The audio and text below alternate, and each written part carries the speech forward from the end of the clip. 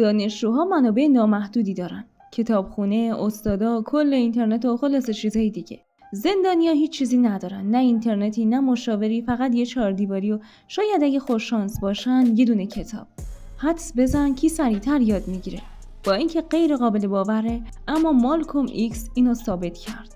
مالکوم ایکس وقتی وارد زندان شد حتی سواد خوندن و نوشتن هم نداشت، اما او به عنوان یکی از بزرگترین سخنران‌های قرن 20 اونجا رو ترک کرد.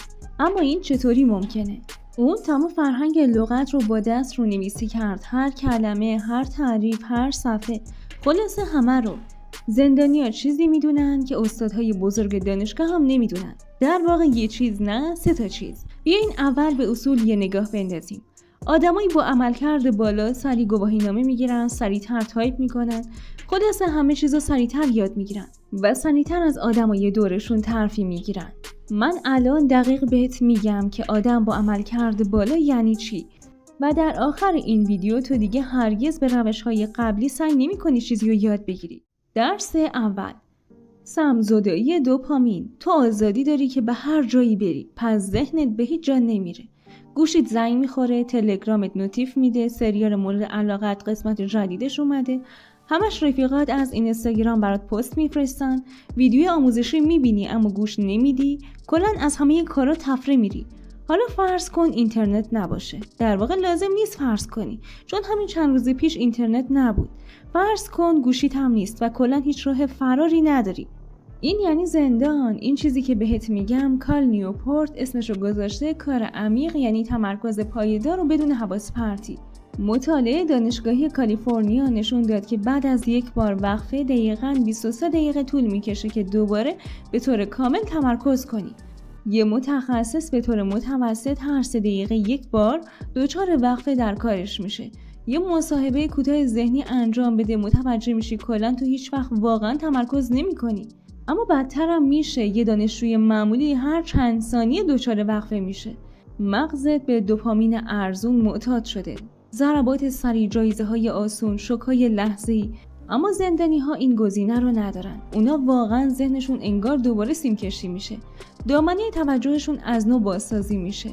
خواندن متن‌های حجیم و سنگین لذت بخش میشه. اشتباه نکنی، نمیگم اونا باهوش‌ترن یا با استعدادترن یا حتی عاقل‌ترن، که در واقع میشه گفت اونقدر هم عاقل نیستن. فقط در واقع مغزشون دوباره به کار میافته. الان تمرکز دارن، اما مشکل اینجاست تمرکز به تنهایی کافی نیست. 3 روز دوام نمیاری و کنار میکشی. اینجاست که درس دوم خودشو نشون میده.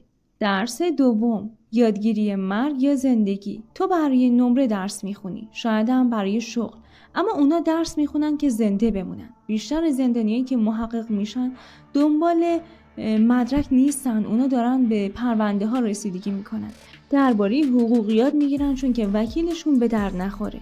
به نوعی به این درک میرسن که اگه اینو نفهمم اینجا میمیرم. این در واقع انگیزه نیست، این یعنی بقا. روانشناس رابرت بورک این رو اسمشو دشواری مطلوب گذاشته. وقتی که خطرها واقعی باشن، مغزت همه چیز رو به عنوان بحران علامت گذاری میکنه و اونو برای همیشه رمزگذاری میکنه. مالکوم ایکس برای اعتبار بیشتر لغت‌ها رو کپی نکرد.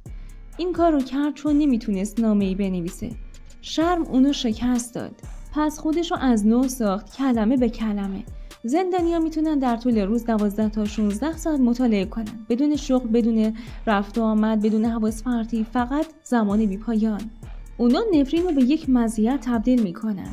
2 مزیته. خب قبل اینکه بریم که درس سوم رو با هم ببینیم، اگه تا اینجا خوشت اومد لایک کن و بریم ادامهش. نکته‌ای که وجود داره تمرکز و انگیزه. هنوز کافی نیست. میتونی شدیداً بخوایش اما بازم فراموش کنی. زندانی‌ها یه مزیت دیگه هم دارن. درس سوم، کمتر به معنای بیشتر است. تو همینطور که گفتم منابع نامحدودی داری. دسترسی نامحدودی داری و خب اینطوری هیچی هم یاد نمیگیری. یه سوال ازت میپرسم، تو چه کاری از همه بیشتر مهارت داری؟ بهتر انجامش میدی؟ ساده است، راه رفتن و حرف زدن. چرا؟ زندانی‌ها نهایتاً 3 کتاب دارن و به همه چیز اونا مسلط میشن. کمبود عمق رو تشدید میکنه. تو میتونی هر چیزی رو توی گوگل جستجو کنی، پس هیچ چیزی رو به ذهنت نمیسپاری و هیچ چیزی رو هم یادت نمیمونه. در صورتی که زندانیان نمیتونن بعداً توی گوگل جستجو کنن، اونا تمام جزئیات رو به ذهنشون میسپارن. و هر موردی رو به ناخودآگاه خودشون میسپارن. وقتی 3 تا کتاب داری هر کدوم رو 10 یا حتی 50 بار میخونی و ساختارش هم تحلیل میکنی و هر بینشی رو استخراج میکنی.